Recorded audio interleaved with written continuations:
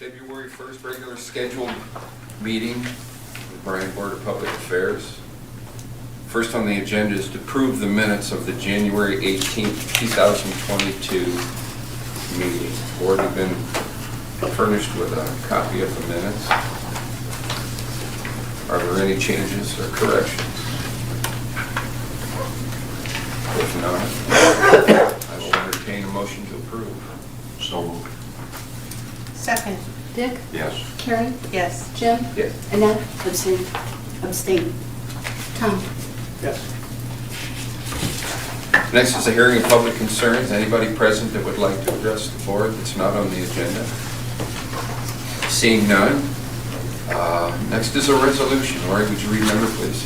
Resolution number 5, 2022, authorizing the final payments for the purchase of the 2 megawatt solar array equipment from Key Government Finance, Inc. This is something that we've been talking about for a long time, getting to this point, and it's finally here. I guess if you can recall back in resolution number 49 in 2011, the board authorized various agreements with Key Government Finance for the lease and management of our 2 megawatt solar array project. It's constructed on the city of Bryan property. And the master lease agreement was executed with Key Finance, outlined by various options to consider at the end of the solar array project's 10-year lease, including purchasing of all the solar equipment. Per resolution 30, 2021, adopted on September 7th, 2021, this authorized the execution of a purchase option agreement with Key Government Finance for the purchase of the 2 megawatt solar array equipment following the end of this 10-year lease agreement for an agreed fair market value of $397,000. The final solar array lease payment will be due, I think it's next Thursday, February 10th. That will be our final lease payment of that 10-year.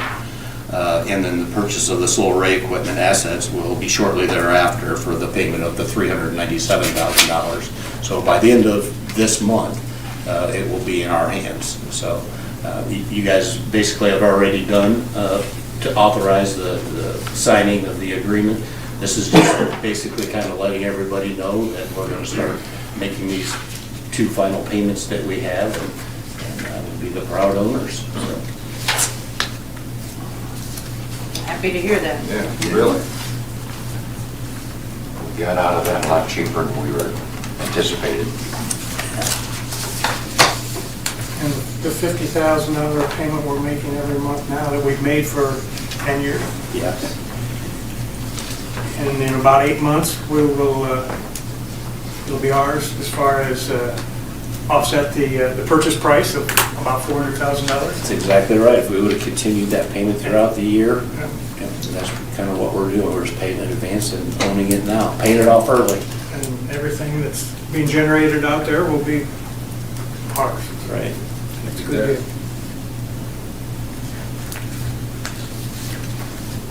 Any other comments? Good job negotiating that, by Yes, the you way. did. I'm Thank going to you. reiterate that, because you did work hard on that and got that price nailed down. It's a good accomplishment for you. Appreciate it. Okay, motion to approve. So moved. Second. Dick? Yes. Tom? Yes. Jim? Yes. Annette? Yes. Karen? Yes.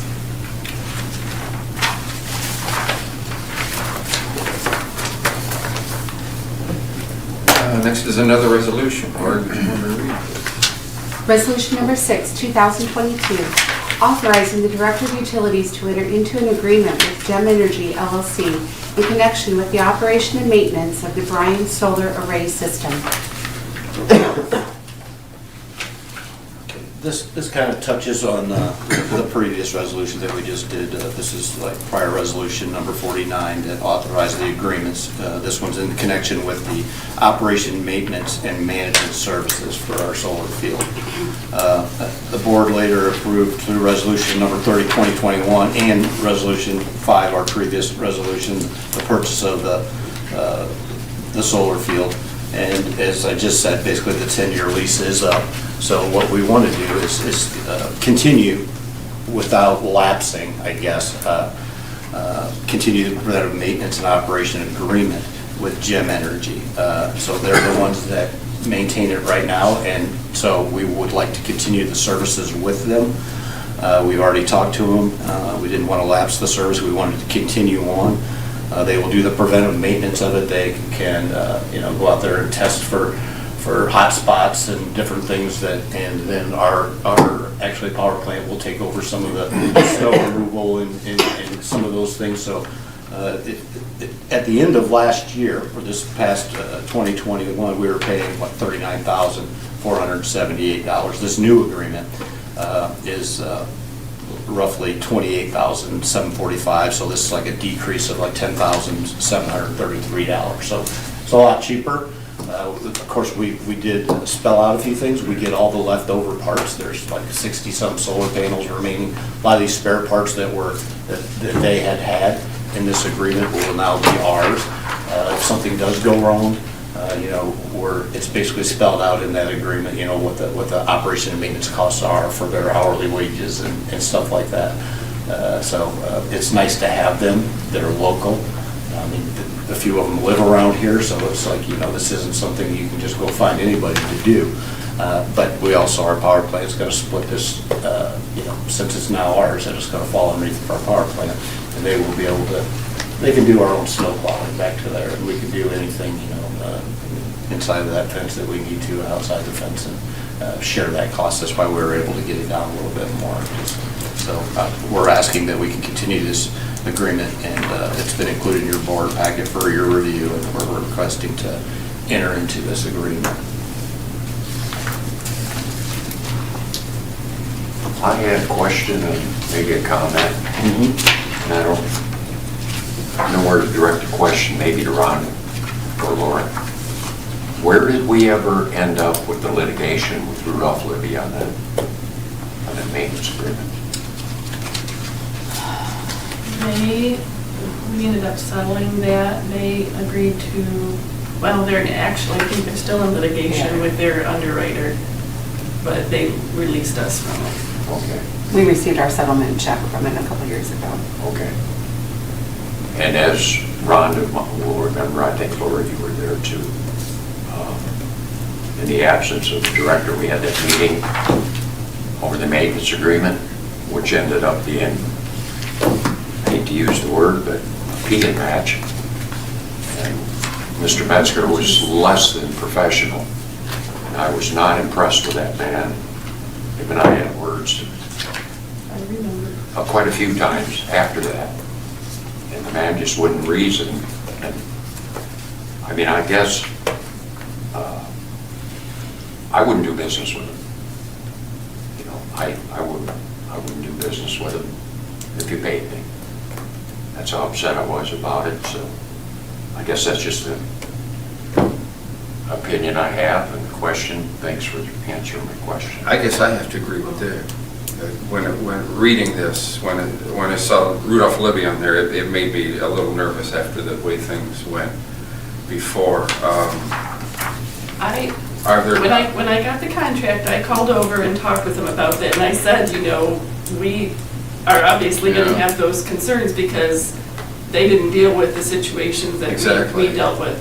But what I learned from Sylvia and from Nathan is that the people that they're dealing with now, they feel satisfied and confident that they have rebuilt that working relationship, and they've gone through this contract since November and feel like they are back on track with them, and they wish to work with. So we won't be working with the same individuals we worked with before? Well, you're looking at, this is a subsidiary, this Gem Energy is a subsidiary of Libbe. So this Jason's Sploutery that actually kind of is around this area. We've had a good working relationship as far as getting maintenance reports and stuff like that goes, and that's all they're doing is that, the maintenance part of it.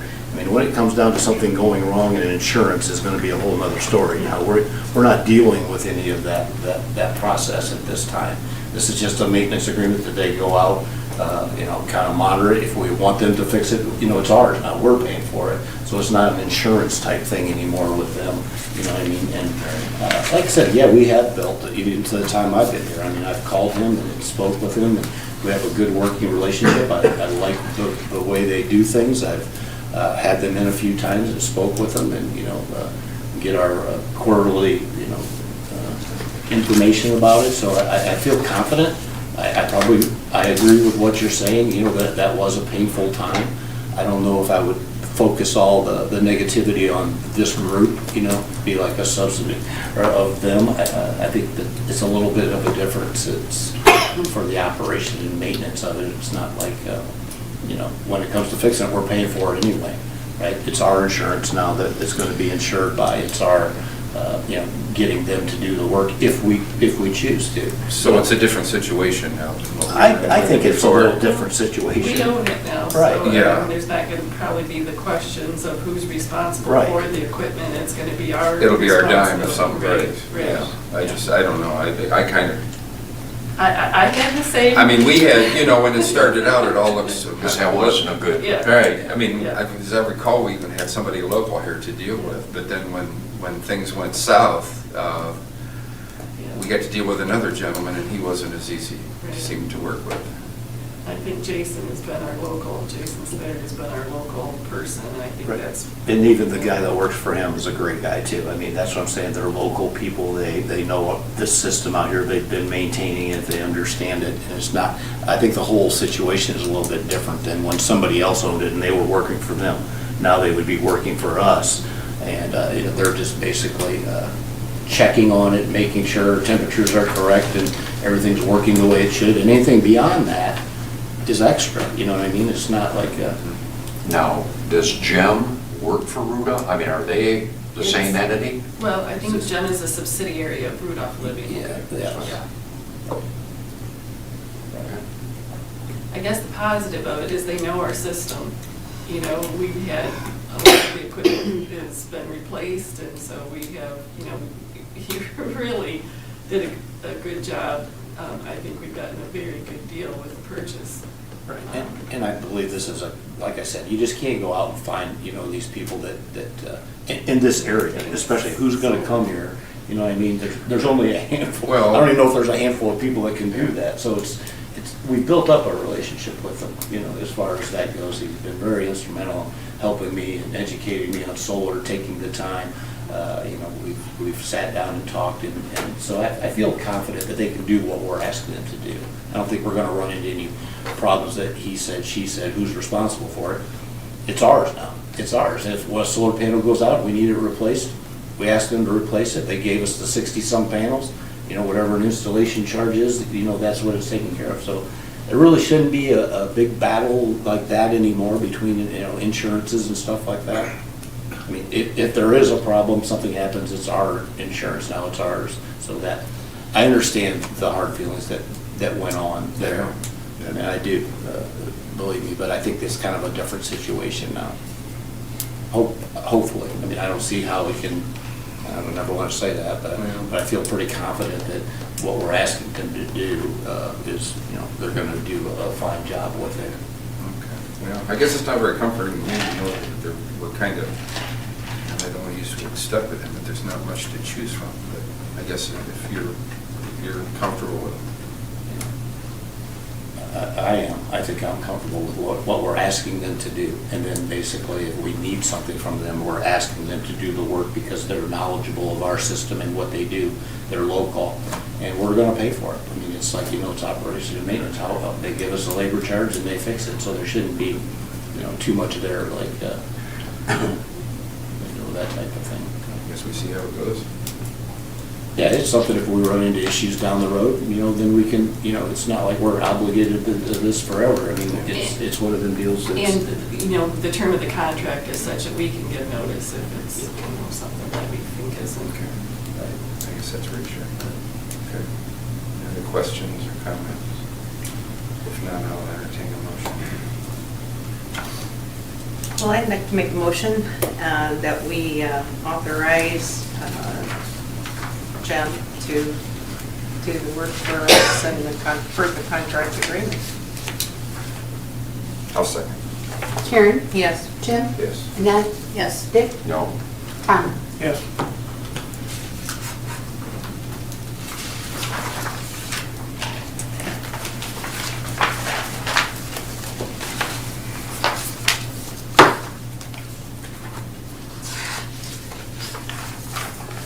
Next on the agenda is another resolution. Barb, will you number and read, please? Resolution number 7, 2022, authorizing a change order in commodity surcharge for the purchase of the 2023 International HV 507 SFA Terex 4x4 digger Derrick from Terex Utilities Incorporated through the Sourcewell Purchasing Program.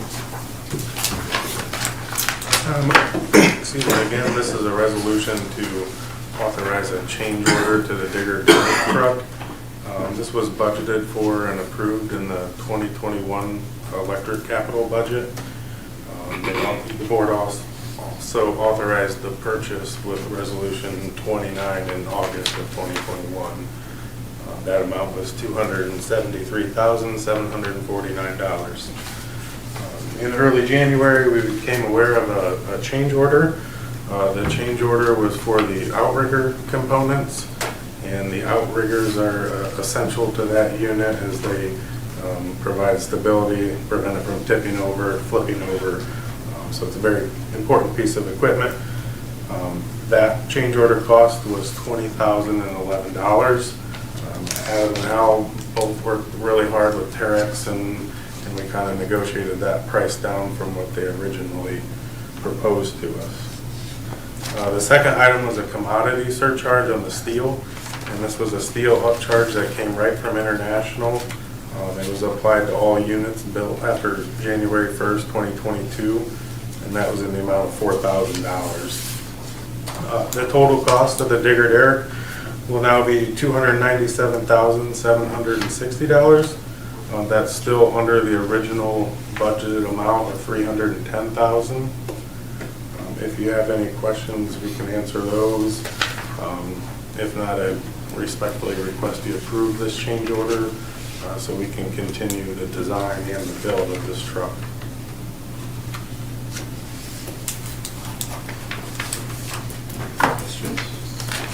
Do you remember back, is there anything that would have stopped you from getting this particular unit if you would have known about the outriggers and the cost of it at that time? Was there anything else, any other vehicle in competition with?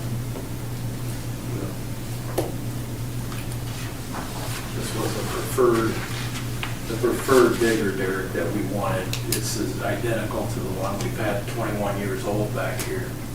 So it's the same, basically the same truck, right? Yeah. And that one did us a good job for 21 years, so figure on this is the preferred unit that we recommend. So am I assuming, right, that if we do not act on this tonight or reject the resolution, that you could go back out for bids again, but that would probably end up in a whole lot more money and a lot of time and delay? Correct. Terex is willing to walk away from it.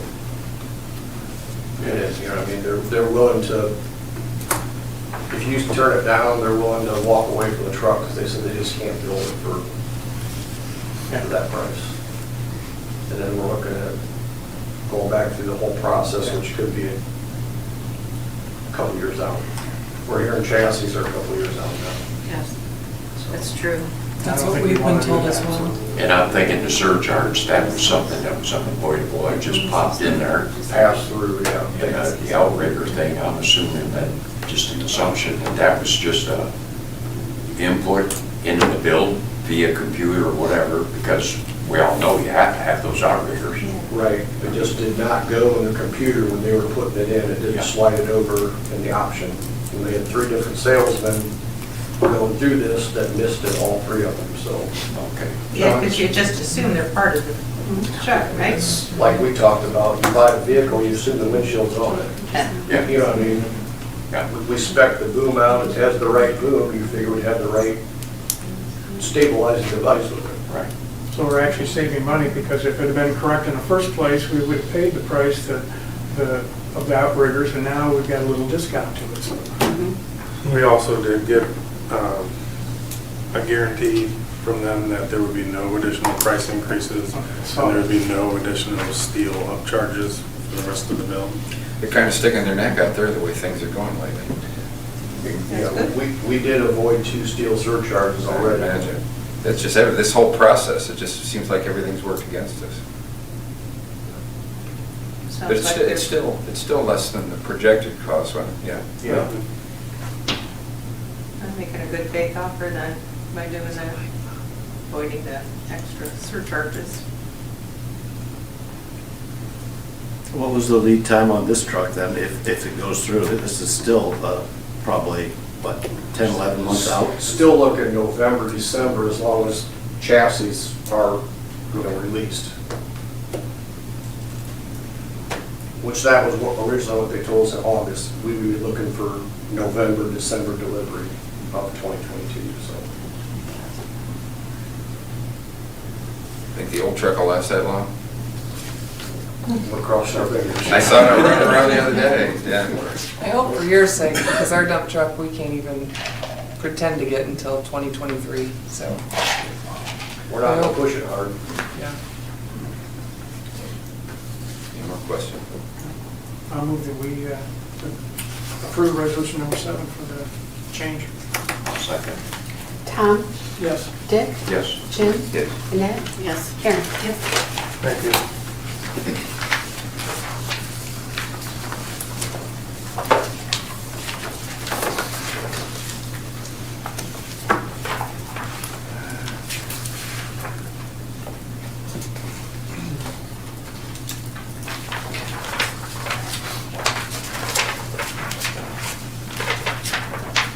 Kill a lot of trees, don't we? All right, next on the agenda is another resolution. Lori, would you number read, please? Resolution number 8, 2022, authorizing the transfer from the 509 Communications Fund to the 535 Communications Capital Reserve Fund. As you may recall, at our last board meeting, we transferred funds from the electric and the water departments into the capital fund. Today, we're requesting to transfer into the capital reserve fund for the communication department. This will provide them the needed funding for their 2022 capital projects. We would like to recommend the board consider the transfer of $47,000 from the 509 communication fund to the 535 communications capital reserve fund. The needed funding would support basically all of their 2022 projects. So the combined communication fund balance at the year end of 2021 was $2.1 million basically. So we recommend that the transfer be considered and recommend to City Council for their consideration also. So hopefully we could still get all three of these transfers that we've just done recently to Council for their consideration at their next meeting. You can see there's quite a difference for $47,000 compared to what we were transferring for the electric and the water. It's substantial. Question?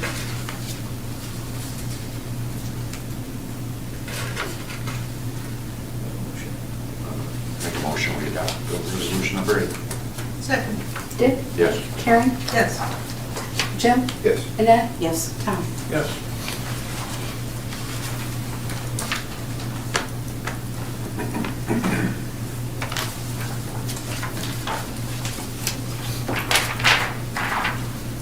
Next on the agenda is to effect semi-monthly disbursements. May I have a motion to pay the bills, please? I'll make that motion. I'll second. Karen? Yes. Jim? Yes. Annette? Yes. Dick? Yes. Tom? Yes. Next is comments from BPA and staff. Hey, I got a few things, actually. Just for informational purposes, I guess I would like to say that we'd like to move forward with the Deerfield Addition Underground Electric Project. The board previously approved us going out for bid for this project, and that was in resolution number 13, 2020, so it's been a while. We put this off because of COVID, and we cut all of our projects back, so it's been on the books to do. It was all ready to go, and then we kind of held off to see where we were with our spending. So we feel that we're okay to move forward with this. It would just take a few minor edits with the bid books, changing a few dates and getting that stuff ready to go since it is close to put out there. So I just wanted to give you a heads up when you saw that in the newspaper that we're going to finally proceed with that project and get it out there and see if we can get some reasonable bids for it. So that was one thing. The other thing, we're in the process of right now preparing for our typical year-end presentations that we do. We're probably going to have split it up, kind of like what you guys do, split it up so it's not such a long night for everyone. So I just wanted to kind of let you guys be aware that maybe over the next 2 meetings, we'll probably start out with the electric and power plant presentations at the next meeting, and then the following meeting kind of breaks it up so it's not so long of a day, so we'll probably do that. The last thing that I have is, I think everybody's aware of, everybody's out there today. We spent a long time, and all department heads have to, preparing for the weather that's coming our way. And I just want you to know we're going to be doing our best to get ready for whatever comes our way. And please bear with us and know that we're doing all that we can. So just want to put that out there. That's all I have. Winter Storm Landon. I want to actually thank the utility. There's been a lot of conversation and collaboration amongst the city and the utility. And honestly, our fire department, when there's a level 3, many of our firemen have to stay on station in case they would be called out for a fire, so we don't have the delay of them trying to travel in. And BMU provided them with cots so that they can not be in chairs 24/7 during that time, so I'm really appreciative of that. That's part of, Nate coming consistently to our department heads and all of us talking about things that are going on with the utility and city, and I just want to thank him because I think that communication's great. I know Derrick reached out to our street commissioner and offered loaders and anything we needed for the snow. We've then coordinated with EMA for the county in case we need warming stations, if there is a mass power outage in the county, just any of our services. So I just really fully intend that BMU, city, county, we're all going to be working together to the benefit of the residents and try to keep everybody as safe as possible. But we do need help from the residents. If you do not have to go out in the next few days, please don't. And just be very careful. The last update from the EMA meeting I had today was that at some point tomorrow, after the rain and potentially some freezing rain, we're going to start getting potentially 1 inch an hour of snow. The forecast has changed enough that a lot of the snow is coming tomorrow, a little lower on the end on Thursday, but the totals have not changed much. So we really need to be careful. Nate and I, and then the department heads from the city will continue to communicate with one another. There may be some office closings. I think they've already closed schools. They've closed schools for 3 days. Yeah, the next 3 days the kids are out. The other thing I do want to warn our residents, they are considering the first half of the snow tomorrow as to be the kind that induces heart attacks when you're shoveling, so please be very careful. Take a lot of breaks. Don't try to be a superhero out there with your shovel, and take care of yourself. So, but I want to thank Nate and BMU and all the staff because I really do appreciate when we can all work together. So, thank you. I have nothing. Brenda? Thank you. Lori? No, sir, thank you. John? Adam? Derrick? Jackie? Thank you. Al? Yeah, I'd like to kind of extend a little bit about the meter readers. I'm asking maybe if customers would think about maybe getting past to the meter bases and opening gates, shoveling them out, if they're capable, just to help the meter readers out. You got that much snow, it takes a lot to have to dig out a gate just to get to the meter readings. So, they read 10,000 meters here in Bryan a month, so it would really help us out if people could maybe keep in mind the meter reader and help. I appreciate that. Thanks, Al. And another year from now, you won't have to stand up and make that talk. Perfect. When we have our automatic meter. That's like I hope. Other than that, it's good to see that the solar field will be under the city umbrella, and within a very short time, it'll be producing, I can't call it free because we still got maintenance and those things, but a lot better than it was. And hopefully the life of that field will go another 10 years or so like it's already been, and that's just a good thing for everybody in the city of Bryan. Karen? Nothing tonight. Be careful, everybody out there, I guess is the best I can say right now. I just like that. Are we ready, Al, for whatever. I'd like to extend my, if you get short-handed, need a body, I still got my CDL, can haul, whatever, same to the mayor. Well, I was Street bragging department about gets our it. utilities and how, you know, So our it's- reliability rate is and our redundancy with our electric, so we got you guys covered in the EMA meetings. I know, not find some wood, gentlemen. And the same to the street department. I still remember how to plow snow. If they get in trouble or No, I somebody gets appreciate sick, that. give me a buzz. All right. That's all I have. I'm just gonna say, just everybody, please be careful, heed the warnings if, you know, the city puts out, stay put, if it's not necessary to go up, please just stay home. Just be safe. Pizza and Netflix. There you go.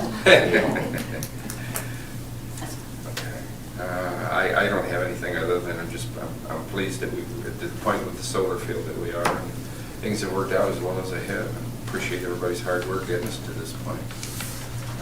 Yeah, please everybody be careful, because it sounds like it's coming. That's all I have, but with that, we'll take a brief recess before we go into executive session to discuss the employment and compensation of a public employee. Besides the board, I would ask the mayor, please, Rhonda, Lori, and Jackie to stay, please.